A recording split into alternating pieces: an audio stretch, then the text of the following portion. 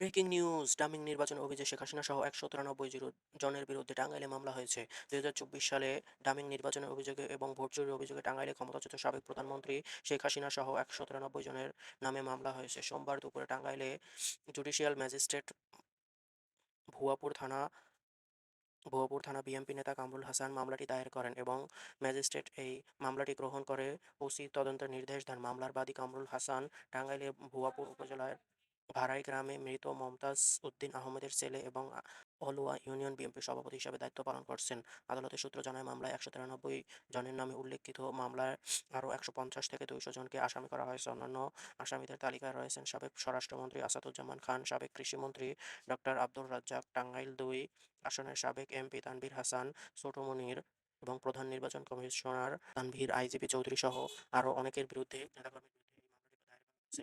আপনারা কি চান এই মামলার সঠিক বিচার হোক?